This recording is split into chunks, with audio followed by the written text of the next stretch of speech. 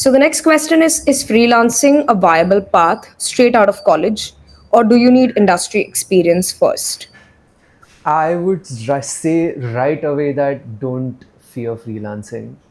Mm. Um, Recently, I met juniors, a lot of juniors at an event, and turns out they started freelancing in like their first, second year itself. And this is not to say that you should just step into it, but I'm saying if the right opportunity comes your way and if you're really feeling it, you should just dive in. Because Right. I've seen during our summer internships, which is like the shorter internships, the amount of responsibilities that are given to an intern are sometimes larger than a full-time person. So we it's us who have this mental distinction between, oh, like I'm inexperienced, and of course there are people who have experience and maybe they know a little bit better, but that is not to say that you can't do better work or like good work, and you Right. shouldn't put yourself down just because you don't have experience, because you are at the same time bringing in a fresh perspective and probably also like an updated view as to what's happening around. Because you are a design student, but you are also a person, right? Who is experiencing the world, who has a different take on things. So you definitely bring something new to the table always. So I would say don't fear it.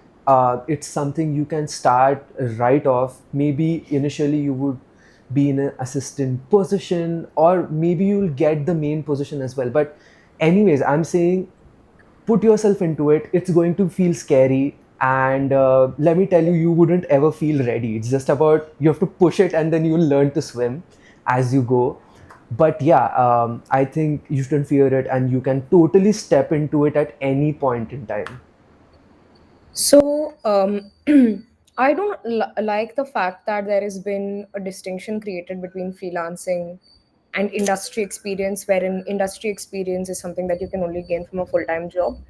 I would say that job security is what you get from a full time job. A monthly paycheck is what you get from a full time job. With freelancing, what I have seen people complain about and what I have experienced in the past more often than not is an irregularity of income. But there are a lot of tools in place that you could enforce early on to ensure that you get your income on time. Also, with freelancing, a lot of credibility is something that the individual, a lot of credibility and accountability is something that rests with the individual. So you dictate timelines and deadlines a lot more. You have to be very self motivated. And um, yeah, so freelancing is a viable path. You can do multiple freelancing gigs, that is an upside.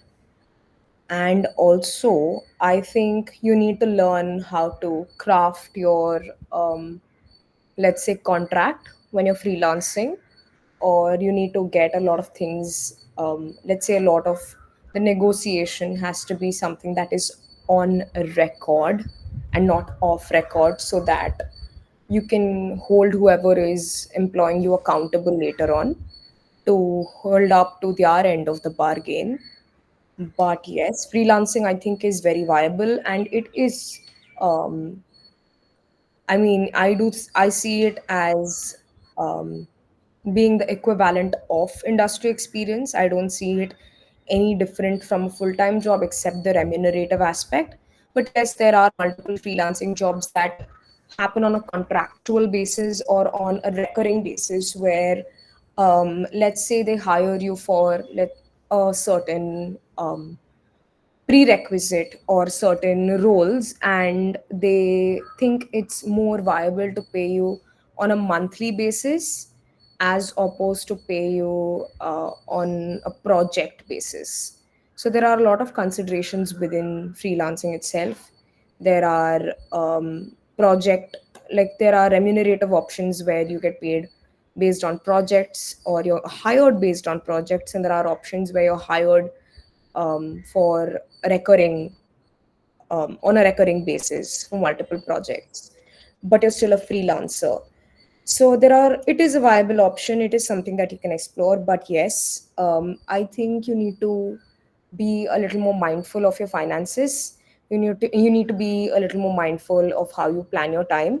You need to be mindful of how you're spreading yourself. I mean, how you're spreading your week or how you're spreading your work across a week if you have multiple gigs on board. And am I missing anything? Am I missing anything? Yeah, I think that's about it. So there are a few things that you need to be mindful of because, I mean, I understand the financial stability that comes with having a full time gig or a paycheck.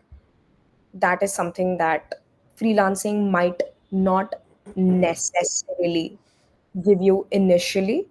But once you know how to navigate those waters, once you know how to manage your finances better, it should get a lot more easier and it should be a much more viable, let's say, course to tread. Yeah. I think because you have a lot more freelancing experience, if you all have any doubts, I think they can reach out to you as well, Yeah. and you could Yeah. like guide them. Because I feel like there's a lot that goes into making sure the payments come in time, and what are some of the measures you can keep in place so that they can hold that their end of the bargain as well. I think वो थोड़ा something which you only learn through experience, and if you can talk to someone who's experienced in that sense, it's always better. So you can always reach out to Harini in regards to that.